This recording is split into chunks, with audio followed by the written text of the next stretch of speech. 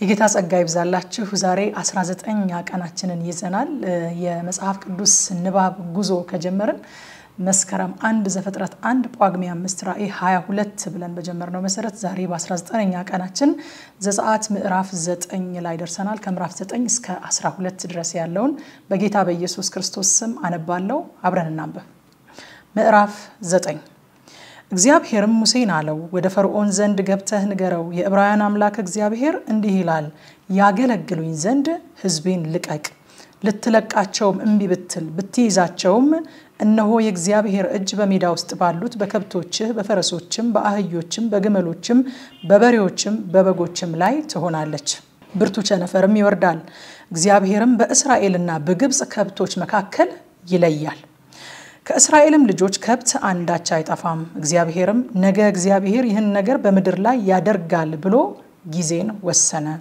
እግዚአብሔርም ያንን ነገር በነጋው አደረገ የግብጽም ከብት ሁሉ ሞተ ከእስራኤል ልጆች ከብት ግን አንድስ እንኳ አልሞተም ፈርዖንም ላከ እነሆም ከእስራኤል ልጆች ከብት አንድስ እንኳ አልሞተም የፈርዖን ልብ ግን ደነደነ ሕዝቡንም አለቀቀም እግዚአብሔርም ሙሴንና አሮንን እጃችሁን ሞልታችሁ ከምድጃ አመድ ወሰዱ ሙሴም በፈርዖን ፊት ወደ ሰማይ ይበትነው እርሱም በግብጽ አገር ሁሉ ትቢያ ይሆናል በግብጽም አገር ሁሉ በሰውና በእንስሳ ላይ ሻህኝ የሚያመጣ ቁስል ይሆናል አላቸው ከምድጃው አመድ ወስደው በፈርዖን ፊት ቆሙ ሙሴም ወደ ሰማይ በተነው በሰውና በእንስሳም ላይ ሻህኝ የሚያወጣ ቁስል ሆነ ጠንቋዮችም ቁስል ስለነበረባቸው በሙሴ ፊት መቆም አልቻሉም ቁስል በጠንቋዮችና በግብጻውያን ሁሉ ላይ ነበርና እግዚአብሔርም የፈርዖንን ልብ አጸና እግዚአብሔር ለሙሴ እንደተናገረው አልሰማቸው እግዚአብሔርም ሙሴን አለው ማልደህ ተነሳ በፈርዖን ፊት ቆመህ በለው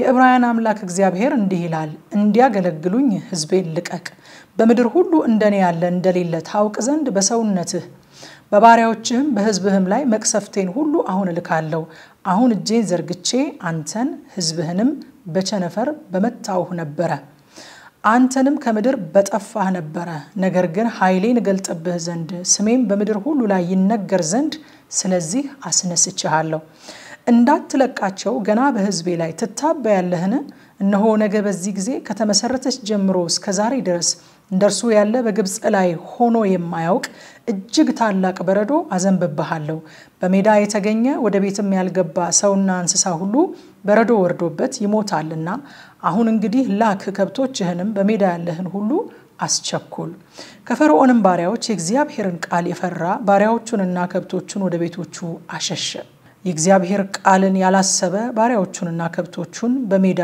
ተወ እግዚአብሔርም ሙሴን በግብጽ አገር በሰው በእንስሳም በእርሻም ቡቃያ ሁሉ ላይ በግብጽ አገር ሁሉ በረዶ ይሆን ዘንድ እጅህን ወደ ሰማይ ዘርጋ አለው ሙሴም በትሩን ወደ ሰማይ ዘረጋ እግዚአብሔርም ነጎድጓድና በረዶ ላከ እሳትም ወደ ምድር ወረደ እግዚአብሔርም በግብጽ አገር ላይ በረዶ አዘነበ በረዶም ነበረ በበረዶም መካከል እሳት ይቃጠል ነበረ በረዶም በግብጽ አገር ሁሉ ሕዝብ ከሆነ ጀምሮ እንደ እርሱ ያልሆነ እጅግ ታላቅ ነበረ በረዶም በግብጽ አገር ሁሉ በሜዳ ያለውን ሁሉ ሰውንና እንስሳን መታ በረዶም የእርሻን ቡቃያ ሁሉ መታ የአገሩን ዛፍ ሁሉ ሰበረ የእስራኤል ልጆች ተቀምጠው በነበሩባት በጌሴም አገር ብቻ በረዶ አልወረደም ፈርዖንም ልኮ ሙሴንና አሮንን ጠራ በዚህ ጊዜ በደልኩ እግዚአብሔር ጻድቅ ነው እኔና ሕዝቤም ኃጢያተኞች ነን የአምላክ ነጎድጓድ በረዶም በስቷልና ወደ እግዚአብሔር ጸልዩ እለቃችሁም አለው ከዚያ በኋላ በዚህ አትቀመጡም አላቸው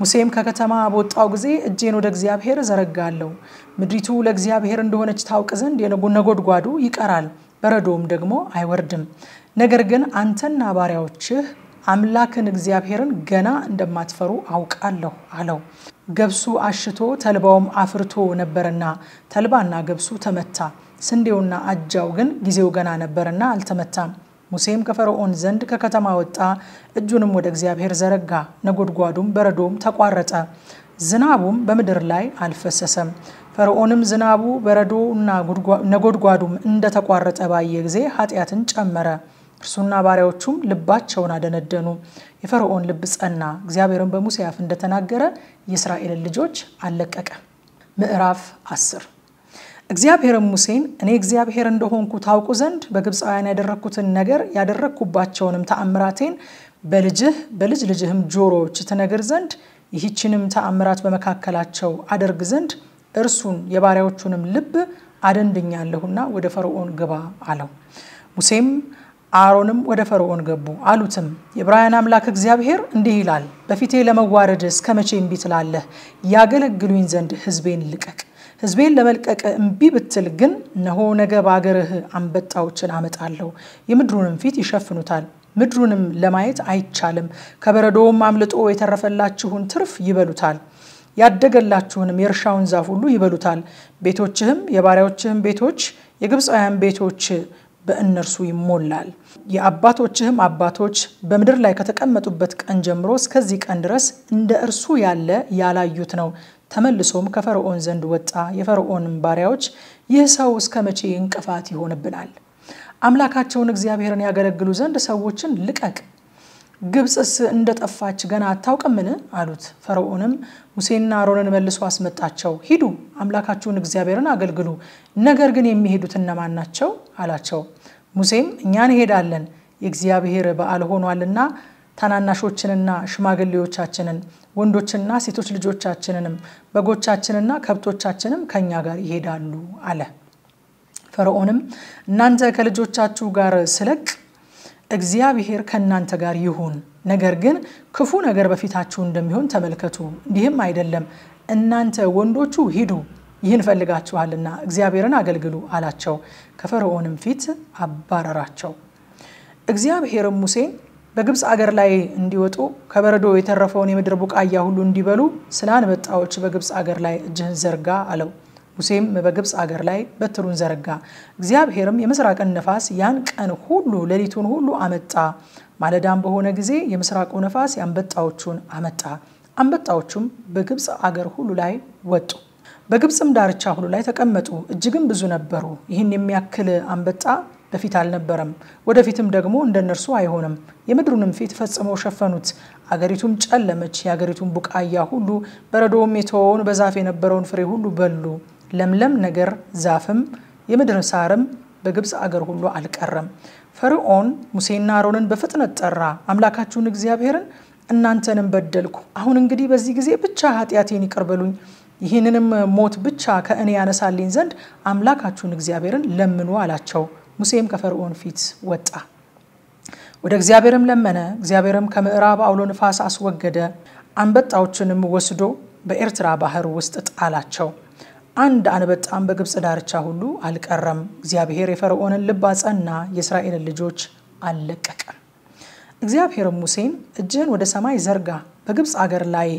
ሰው የሚዳስሰው ጽኑ ጨለማ ይሁን አለው ሙሴም እጁን ወደ ሰማይ ዘረጋ በግብጽ አገር ሁሉ ላይ ጽኑ ጨለማ 3 ቀን ሆነ ማንም ወንድሙን አላየም 3 ቀንም ሙሉ ከስፍራው ማንም አልተነሳም ለእስራኤል ልጆች ሁሉ ግን በተቀመጡበት ስፍራ ብርሃን ነበራቸው ፈርዖንም ሙሴን ጠርቶ ሂዱ እግዚአብሔርን አገልግሉ ነገር ግን በጎቻችሁንና ከብቶቻችሁን ተው ልጆቻችሁ ደግሞ ከናንተ ጋር ይሄዱ አለው ሙሴም አንተ ደግሞ ለአምላካችን ለእግዚአብሔር የምንሰዋውን መስዋዕትና የሚቃጠልን መስዋዕት ተሰጠናለህ አምላካችንን እግዚአብሔርን ለማገልገል ከእነርሱ እንወስዳለን ከብቶቻችን ከኛ ጋር ይሄዳሉ አንድ ሰኮናም አይቀርም አምላካችንን የምናገለግለው ምን እንደሆነ ከዚያ እስከንደርስ አናውቅም አለ እግዚአብሔር የፈርዖንን ልብ አጸና ሊለቃቸውም አልወደደም ፈርዖንም ከእኔ ዘንድ ሂድ ፊቴን ባየህበት ቀን ትሞታለህና ፊቴን እንዳታይ ተጠንቀቅ አለው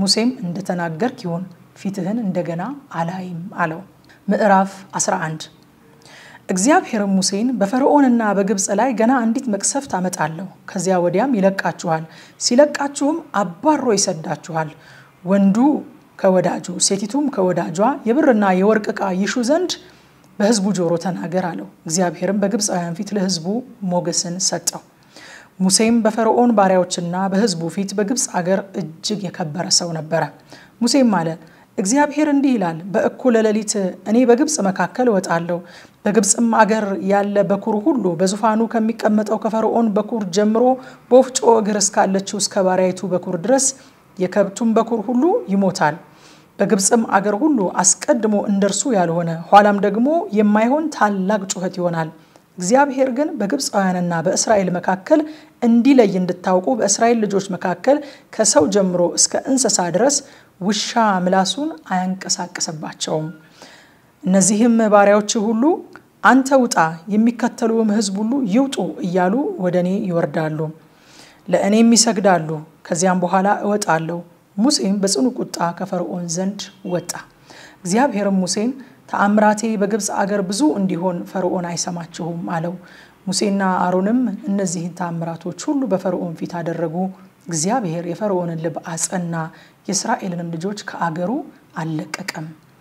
ምዕራፍ 12 እግዚአብሔርም በግብፅ አገር ሙሴንና አሮንን እንዲህ ብሎ ተናገራቸው። ይህ ወር የወሮች መጀመሪያ ይሁናችሁ፣ የዓመቱም መጀመሪያ ወር ይሁናችሁ።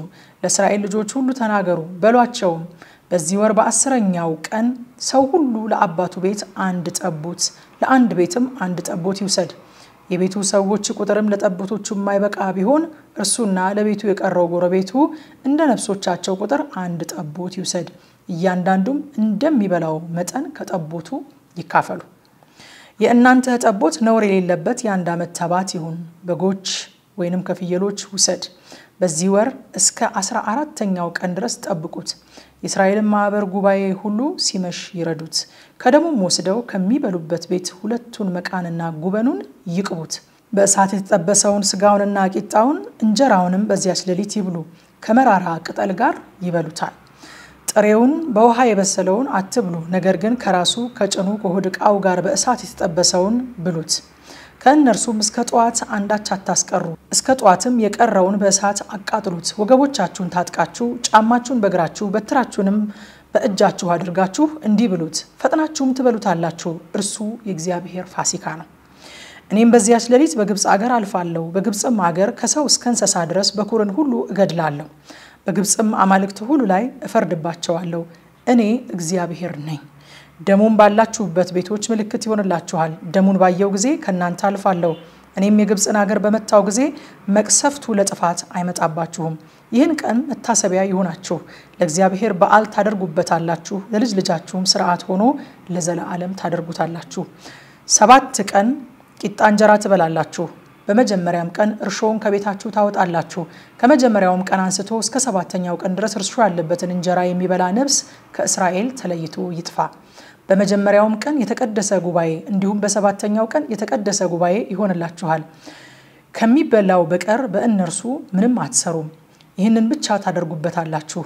በዚህም ቀን ሰራዊታችሁን ከግብፅ አገር አውጥቻለሁና የቂጣውንም በዓል ጠብቁት። እንግዲህ ይህንን ቀን ለልጅ ልጃችሁ ለዘላለም ሥርዓት ትጠብቃላችሁ። በመጀመሪያው ወር በ14ኛው ቀን በመሸ ጊዜ ከወሩም እስከ 21 ቀን በመሸ ጊዜ የቂጣ እንጀራ ትበላላችሁ። 7 ቀን በቤታችሁ እርሾ አይገኝ። እርሾ ያለበትን እንጀራ የሚበላ ነፍስ ከመጻተኛው ጀምሮ እስከ አገር ልጁ ድረስ ከእስራኤል ማህበር ተለይቶ ይጥፋ። እርሾ ያለበትን ምንም አትብሉ። በቤቶቻችሁም ሁሉ ውስጥ ቂጣ እንጀራ ብሉ። ሙሴም የእስራኤልን ሽማግሌዎች ጠርቶ አላቸው፣ በየቤቶቻችሁ ጠቦት ምረጡ፣ ወስዳችሁም ለፋሲካ ረዱት። ከሂሶፕ ቅጠልም ውሰዱ፣ በዕቃው ውስጥ ባለው ደም ንከሩት። በዕቃው ውስጥ ካለው ደም 2ቱን መቃኖች ጉበኑን እርጩ። ከእናንተም አንድ ሰው ከቤቱ ደጅ እስኪነጋ ድረስ አይውጣ፣ እግዚአብሔር ግብፃውያንን ይመታ ዘንድ ያልፋልና። ደሙንም በጉበኑና በ2ቱ መቃኖች ላይ ባየ ጊዜ እግዚአብሔር በደጁ ላይ ያልፋል። አጥፊው የሚመታችሁ ዘንድ ወደ ቤታችሁ እንዲገባ አይተወው። ለእናንተና ለልጆቻችሁ ለዘላለም ሥርዓት አድርጋችሁ ይህችን ነገር ጠብቁ። እንዲህም ይሆናል፣ እግዚአብሔር እንደተናገረ ወደሚሰጣችሁ ሀገር በገባችሁ ጊዜ ይህን አምልኮ ጠብቁት። እንዲህም ይሆናል፣ ልጆቻችሁ ይህ አምልኮ ለእናንተ ምንድነው ባሏችሁ ጊዜ እናንተም በግብፅ አገር በእስራኤል ልጆች ቤቶች ላይ አልፎ ግብፃውያንን በመታ ጊዜ ቤቶቻችንን ያዳነ የእግዚአብሔር የማለፉ መስዋዕት ይህች ናት ትሏቸዋላችሁ። እንዲህም ሆነ እኩለ ሌሊት በሆነ ጊዜ እግዚአብሔር በዙፋን ከተቀመጠው ከፈርዖን በኩር ጀምሮ በግዞት እስካሉት እስከ ምርኮኞቹ በኩር ድረስ የግብፃውያንን በግብፅ ምድር የተገኘውን በኩር ሁሉ የእንስሳውንም በኩሮች ሁሉ መታ። ፈርዖንም ባሪያዎችም ሁሉ ግብፃውያንም ሁሉ በሌሊት ተነሱ። የሞተ የሌለበት ቤት አልነበረምና በግብፅ ምድር ታላቅ ልቅሶ ሆነ።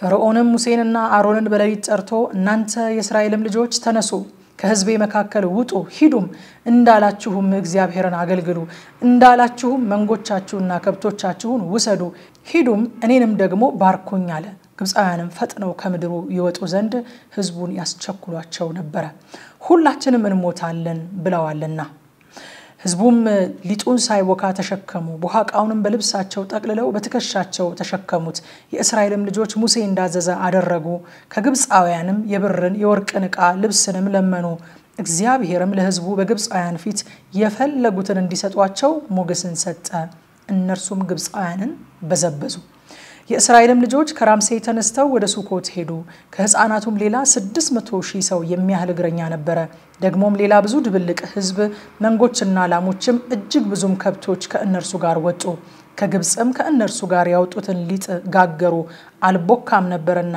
ቂጣ እንጎቻ አደረጉት ግብፃውያንም በመውጣት ስላስቸኮሏቸው ይቆዩ ዘንድ አልተቻላቸውም ስንቅም አላሰናዱም ነበር የእስራኤል ልጆች ከግብጽ ምድር የተቀመጡበት ዘመን 430 ዓመት ነው እንዲህም ሆነ 430 ዓመት ከተፈጸመ በኋላ በዚያን ቀን የእግዚአብሔር ሰራዊት ሁሉ ከግብጽ ምድር ወጣ ይህች ሌሊት ከግብጽ ምድር ስላወጣቸው ለእግዚአብሔር የተጠበቀች ናት ይህች ሌሊት በእስራኤል ልጆች ሁሉ ዘንድ እስከ ልጅ ልጃቸው ድረስ ለእግዚአብሔር የተጠበቀች ናት እግዚአብሔርም ሙሴንና አሮንን አለ ይህ የፋሲካ ሕግ ነው ከእርሱ እንግዳ ሰው አይብላ በብር የተገዛ ባሪያ ቢኖር ከተገረዘም በኋላ ከእርሱ ይብላ መጻተኛና ሞያተኛ ግን ከእርሱ አይብሉ በአንድ ቤት ይበላ ከስጋውም አንዳች አትስበሩበት ከስጋውም አንዳች ከቤት ወደ ሜዳ አታውጡ አጥንትም አትስበሩበት እስራኤልም ጉባኤ ሁሉ ያደርጉት እንግዳም ሰው በመካከላችሁ ቢቀመጥ ለእግዚአብሔር ፋሲካ ሊያደርግ ቢወድ አስቀድሞ ወንድ ሁሉ ይገረዝ